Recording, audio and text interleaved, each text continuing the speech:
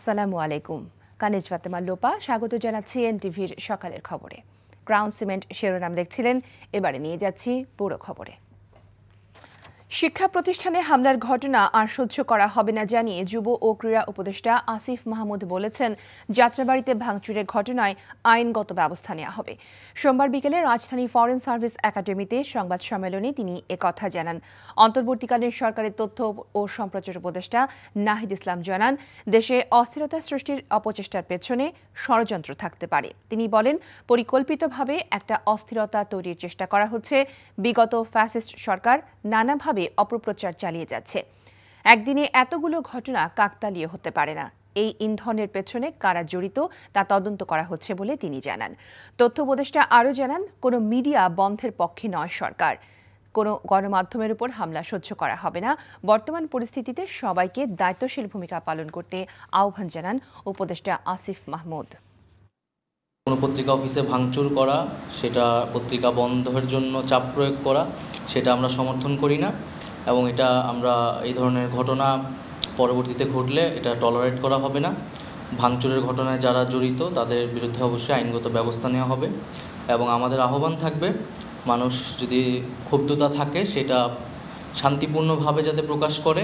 National medical college যেটা পুরান ঢাকায় অবস্থিত, সেই কলেজের বিরুদ্ধে কিন্তু সেখানে সোহরাওয়ার্দী কলেজ কীভাবে ইনভলভ হলো এবং এরপর পালাক্রমে হামলার প্রত্যুত্তরে হামলা, এই ঘটনাগুলোর মধ্যে কারা কারা জড়িত, ভাঙচুর সহ হতাহতের বিষয়গুলোতে অবশ্যই আইনগতভাবে ব্যবস্থা নেওয়ার প্রক্রিয়া চলমান আছে।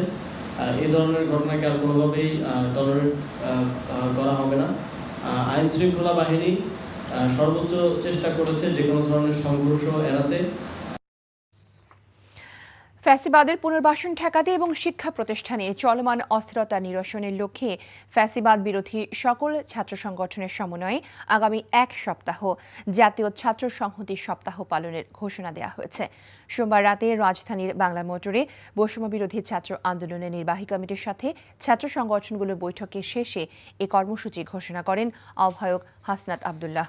তিনি জানান, এই কর্মসূচির আওতায় সকল ক্যাম্পাসে ফ্যাসিবাদ বিরোধী একতার বার্তা পৌঁছানো হবে। বলেন, ফ্যাসিবাদের মূল উৎপাটনে সকলকে ঐক্যবদ্ধ থাকতে হবে। তিনি গত 3 নির্বাচনে যারা আওয়ামী লীগ থেকে নির্বাচিত হয়েছে তাদের সম্পদ বাজেয়াপ্ত করার দাবি জানিয়ে হাসনাত আবদুল্লাহ বলেন, অন্যথায় ষড়যন্ত্র চলতে থাকবে। এছাড়া ডেমরার সংঘর্ষের ঘটনা আইন শৃঙ্খলা বাহিনীর ব্যর্থতা অভিযোগ করে প্রশাসন থেকে আওয়ামী আমলের নিয়োগপ্রাপ্তদের বাদ দেওয়ারও দাবি জানান তিনি।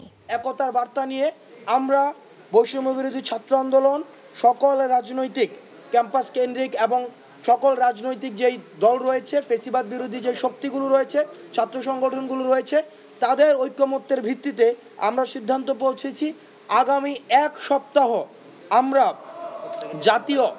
জাতীয় ছাত্র সংহতি সপ্তাহ ঘোষণা করছি।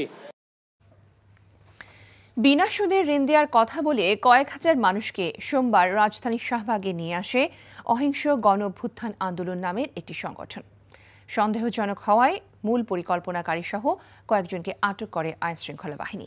নিজ এলাকায় ফেরত পাঠায় অন্যদের। পুলিশ বলছে, প্রতারণা নাকি অন্য কোনো উদ্দেশ্যে তাদের ঢাকায় আনা হয়েছে তা খতিয়ে দেখা হচ্ছে। নূর হোসেনের রিপোর্ট। ময়মনসিংহ থেকে আসা যাত্রী বোঝাই বাসটি ঢাকা বিশ্ববিদ্যালয় এলাকায় প্রবেশের সময় আটক করে শাহবাগ মোড়ে উপস্থিত ছাত্র জনতা। অহিংস গণ অভ্যুত্থান আন্দোলন নামের একটি সংগঠনের মহাসমাবেশের ব্যানার রয়েছে বাসে। তবে কেন ঢাকায় এসেছেন এমন প্রশ্নের কোনো সদুত্তর দিতে পারেননি ভেতরের যাত্রীদের কেউই।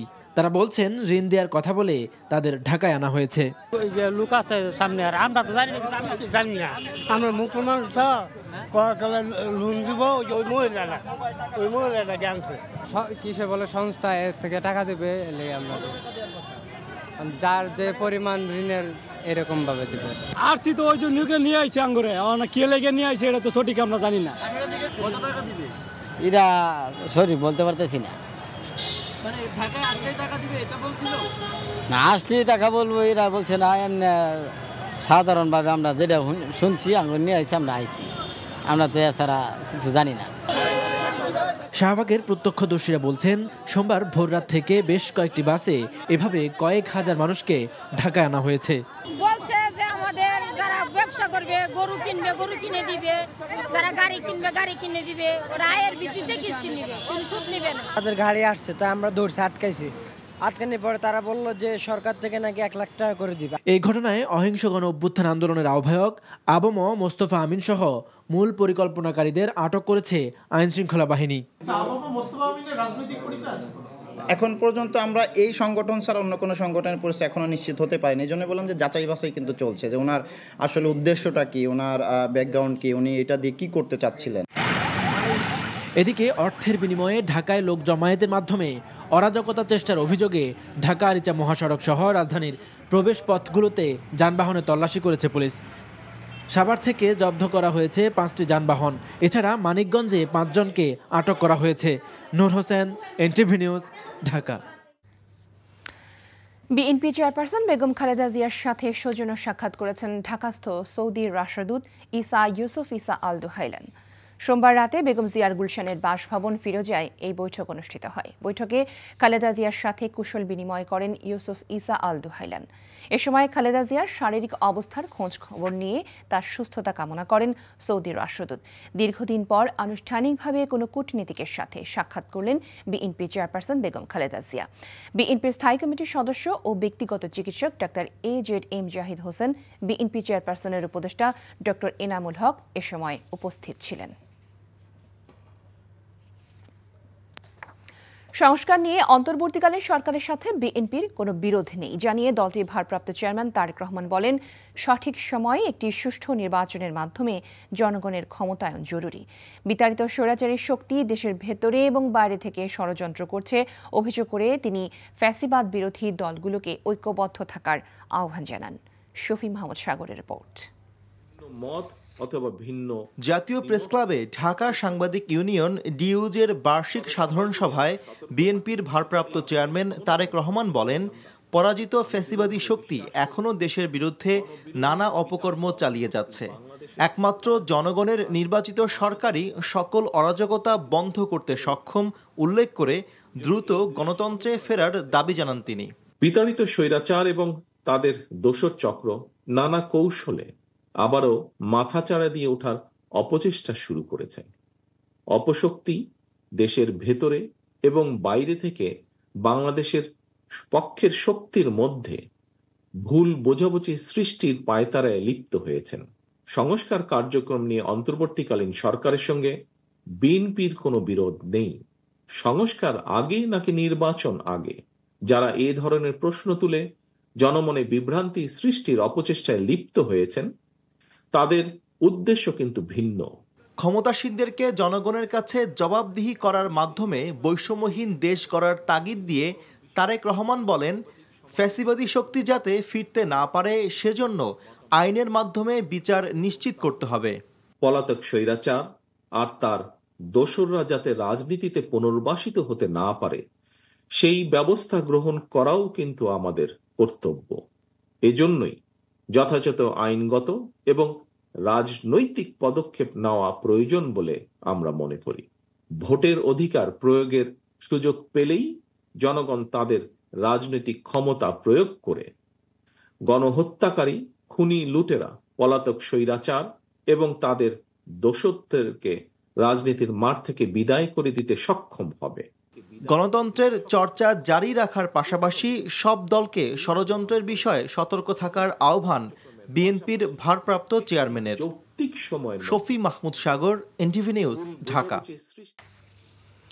দেশের বর্তমানে অস্থিরতা এবং সুদের হার বৃদ্ধির কারণে বেসরকারি বিনিয়োগ হচ্ছে না, এমন মন্তব্য করে পরিকল্পনা ও শিক্ষা উপদেষ্টা ডক্টর ওয়াহিদ উদ্দিন মাহমুদ বলেছেন, এর মধ্যে যদি সরকারি বিনিয়োগও কমে যায় তাহলে অর্থনৈতিক মন্দা হতে পারে। চলমান প্রকল্পগুলো দুর্নীতিমুক্তভাবে দ্রুত বাস্তবায়নের মাধ্যমে উন্নয়নে গতি ফিরিয়ে আনতে সংশ্লিষ্ট মন্ত্রণালয়গুলোকে নির্দেশ দেওয়া হচ্ছে বলেও তিনি জানান। সোমবার প্রধান উপদেষ্টা ডক্টর মোহাম্মদ ইউনূসের সভাপতিত্বে জাতীয় অর্থনৈতিক পরিষদের নির্বাহী কমিটির সভা শেষে ব্রিফিংয়ে তিনি একথা বলেন। একনেক সভায় 5টি প্রকল্পের অনুমোদন দেওয়া হয়। প্রতিনিয়ত শিক্ষার্থীদের আন্দোলনে ঢাকা শহরের মানুষ অতিষ্ঠ, এর সমাধান কোথায়? ব্রিফিংয়ে এমন প্রশ্নের জবাবে শিক্ষা উপদেষ্টা বলেন, অনেক দাবি ইতোমধ্যেই থেমে গেছে, আর যেসব ন্যায্য দাবি আছে তারও সমাধানের আশ্বাস দেন উপদেষ্টা। এখন তো বেসরকারি খাতে বিনিয়োগের একটা স্থবিরতা চলছে, অস্থিরতার কারণে, অনিশ্চয়তার কারণে, রাজনৈতিক অনিশ্চয়তার কারণে, বিশৃঙ্খলার কারণে একটা বেসরকারি খাতে উৎপাদন যা আছে এগুলোকেই ঠিক রাখার সমস্যা দেখা দিয়েছে। গার্মেন্টস ফ্যাক্টরিতে অনেক, কত সব জায়গাতেই তো অনেক আন্দোলন চলছে, এবং তার মধ্যে আবার বিনিয়োগিত বেসরকারি খাতে আগ্রহ এখন নাই।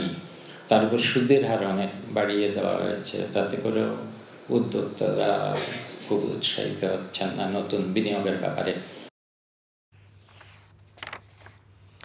ঢাকা মহানগর এলাকায় আগামী 1 মাস ব্যাটারি চালিত রিকশা চলাচল করতে কোনো বাধা নেই। ব্যাটারি চালিত রিকশা চলাচল বন্ধে হাইকোর্টের দেয়া আদেশ স্থগিত চেয়ে রাষ্ট্রপক্ষের করা আবেদনের শুনানি নিয়ে সোমবার বিচারপতি মোহাম্মদ রেজাউল হকের চেম্বার আদালত হাইকোর্টের আদেশের উপর 1 মাসের স্থিতাবস্থা জারি করেন। একই সাথে হাইকোর্টের দেয়া রুল 1 মাসের মধ্যে নিষ্পত্তি করতে বলেছে আদালত। গত 19 নভেম্বর ঢাকা মহানগর এলাকায় 3 দিনের মধ্যে ব্যাটারি চালিত রিকশা চলাচল বন্ধের নির্দেশ দেয় হাইকোর্ট। এই আদেশের প্রতিবাদে রাজধানীতে নামে ব্যাটারি চালিত রিকশা চালকরা। তারা বিভিন্ন জায়গায় জড়ো হয়ে প্রতিবাদ জানায়। আজকে পর্যন্ত যেসব ব্যাটারি চালিত রিকশা ঢাকা মহানগরীতে চলছে, এই রিকশাগুলো চলতে কোনো আইনগত কোনো বিধিনিষেধ নেই, কিন্তু আপিল বিভাগের চেম্বার বিচারপতি বলেছেন আমাদের রুলটি 1 মাসের মধ্যে নিষ্পত্তি করে দেওয়ার জন্য। চূড়ান্ত সিদ্ধান্তটি রুল নিষ্পত্তির পরেই হবে যে এই ব্যাটারি চালিত রিকশা ঢাকা মহাসড়কে চলবে কি চলবে না। ব্যাটারি চালিত রিকশা কারণে আমাদের জনজীবন কিভাবে ব্যাহত হচ্ছে, অ্যাট দ্য সেম টাইম আমি এটাও বলেছি যে যারা এই ব্যাটারি চালিত রিকশার উপরে জীবন নির্বাহ করেন তাদের বিষয়টিও আমাদেরকে অত্যন্ত মানবিকভাবে দেখতে হবে। তবে যেহেতু সর্বোচ্চ আদালতের একটি বিষয়, একটা আইনি কাঠামোর মধ্যে না এনে যেন কোনো রকম কোনো সিদ্ধান্ত গ্রহণ করা না হয়।